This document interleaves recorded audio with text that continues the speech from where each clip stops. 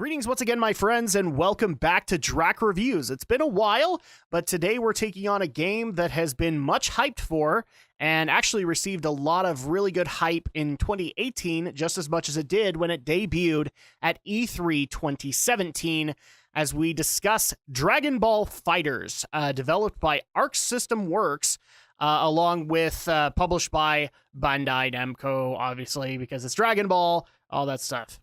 So let's go ahead and get things started. Starting, of course, with the story. Now, usually Dragon Ball reviews or Dragon Ball Z games or Dragon Ball games or anything like that are recreating story arcs that you've seen in previous anime episodes. So, like Dragon Ball games will recreate the King Piccolo arc, for example, or they'll try to do the opening arcs. Dragon Ball Z Fighters, specifically like the Budokai series, Budokai Tenkaichi, Super Dragon Ball Z, Xenoverse, all of these things recreate arcs that you have seen in Dragon Ball Z or Dragon Ball Super or Original Dragon Ball. That's pretty much their aim. This game decided to do something unique and different. It tells its own unique story of events that basically kind of correlate into why things are the way they are in the game. To bring people up to speed, you don't play as Goku, Frieza, anything like that. You play as a random soul that is inside of Goku. And then eventually a soul that is inside of Frieza, and I think eventually we get one that is inside an android. So but the ones, for example, that I'm thinking of off the top of my head were Goku and Frieza. You play as this random soul. You don't necessarily have a will or anything like that. You're not necessarily recognized, aside from when Frieza or Goku or whomever you're playing as decide to talk to you, and you see the events kind of unfold as such. Because with this soul inside of Goku, everybody's power levels are being hindered. They're down for some weird reason, and it's up to Goku and the crew to figure out why, as well as deal with the mysterious new entrant into the Dragon Ball universe, Android 21. So yeah, as you guys can kind of tell, I'm already giving you guys I've given the storyline full points. I'm not even entirely through, as of this review, I'm not even completely finished with this arc, but it is amazing to be able to go through because it's a unique way to tell a story, but also include elements that aren't part of the Z story. They're part of Super, as we get to see the inclusion of the God of Destruction, Beerus, in a couple of scenes. So this is definitely something that helps out with the mythos and keeps things relevant to what's going on currently in the Dragon Ball series, namely Dragon Ball Super, as this launched in the middle of the Tournament of Power arc, is what it's called, the Tournament of Worlds or Tournament of Dimensions. And like I said, I give the story full marks because it's unique. It has a unique villain that is technically something we haven't really ever explored. She's already been spoiled, so I have no problem admitting it's basically an android with Majin powers. So basically giving an android from the previous, the second to last saga in Dragon Ball Z, the powers of the last villain. That's already amazing in and of itself, but also the personality of Majin Android 21 is amazing. I can't even describe it other than that. It's to die for when it's on camera. I love that she has kind of an insatiable appetite. Where Boo gets compared to being like the ultimate Dragon Ball fan that's like a little boy, or a little boy who's got superpowers. She's that opposite. She's like a teenage girl on superpowers, and especially like a foodie, which makes it even funnier because we already know that Majin Buu likes to turn people to chocolate when he's pissed off at you. So it just helps that she turns all of these androids that work for her, that are just basically clones and filler, to help tell the story, as well as being able to turn people like Frieza into a donut and then grating it because why not? But yeah, full marks for the story. Moving on into the visuals. Arc System Works has done an amazing job of being able to not only make the character models look great, but also flesh out the Dragon Ball universe as a whole.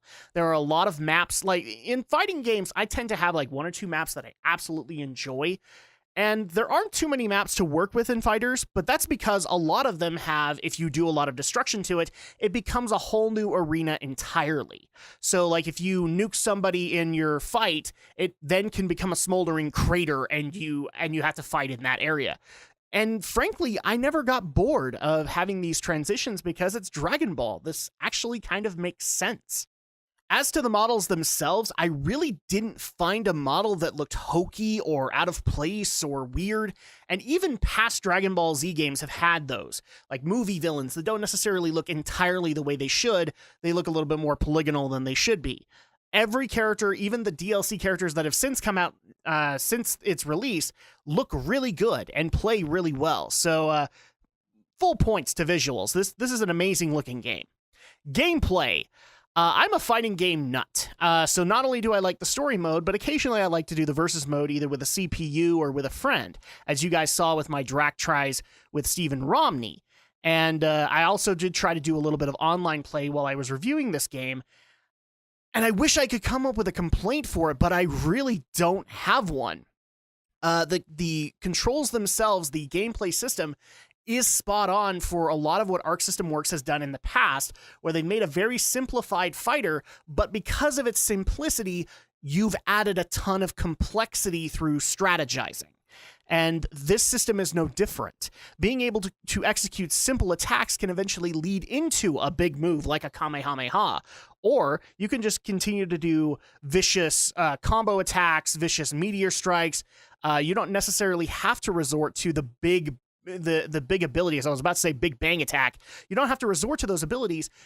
I've seen a lot of players that are very well oriented just in the combos alone and may just tend to finish you off with those abilities just to have that little extra ounce of epic. Every character is fairly balanced. I've really not come across one that I disliked, aside from the ones that aren't necessarily into my playstyle. And I'll be honest right here and now, yes, you're probably seeing a lot of Saiyan footage, because the Saiyans are really the characters that I want to play, but for me, I thought Frieza and Cell and Majin Buu were good playstyles, but not necessarily the way that I like to play a fighting game, and so they kind of meshed with me. It was like oil and water, basically.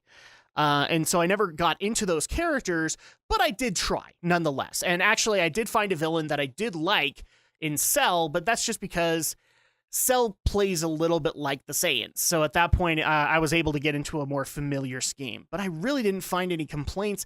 Even the complicated characters like Beerus and Hit are very enjoyable for me. I especially like the DLC characters that I was able to get my hands on with Bardock and Broly as of this review. So I've thoroughly enjoyed the gameplay, and it's spot on. And it's easy enough for even non-Dragon Ball fans to walk in and know what they're doing. And that's already a step ahead in my book. Moving on into the audio, obviously the voice cast has been brought back for both US and Japanese, and both sound spot on. In fact, there is already talk of a mod where the Team 4-Star crew of Dragon Ball Z Abridged fame want to make their own voice kits for Dragon Ball FighterZ. And I'm all for this. I would really love to be able to get Lanny Pator saying Vegeta quotes, just because I tend to pick my Jeets. I like Vegeta, and I would love to have Lanny Pator Vegeta in there. But since I play on console, it looks like this is only going to be PC. Please, Team 4-Star, if you can do it, get this thing on consoles. I totally will do it. Aside from that, the music is still very spot on. It feels like a Dragon Ball game. I'm not even kidding when I say that. Like, the immersion is completely there, especially in the audio. It feels like an episode of Dragon Ball Z, Dragon Ball, or Dragon Ball Super. The music is there, and every element is there to help get you immersed into the Dragon Ball lore that you're going to experience, whether it's canon or not. And even the new additions to it, like Majin Android 21, have been amazing voices to be able to hear. I've already kind of oogled over Majin Android 21 in my story segment, but I love the voiceover work that she has done. She is such a unique villain, and so fitting for the Dragon Ball universe. I almost hope she's actually canon. That would be amazing to me. But the new voiceover work for all of the other characters is spot on, even though they had to bring in a couple of other voice actors since those others have left. I really didn't have any complaints with the audio and gave it full marks. Replay value. It is a fighting game, and replay value is part of a fighting game. So right off the bat, you're going to be able to do versus with friends, versus online, versus with the CPU to continue to improve your gameplay.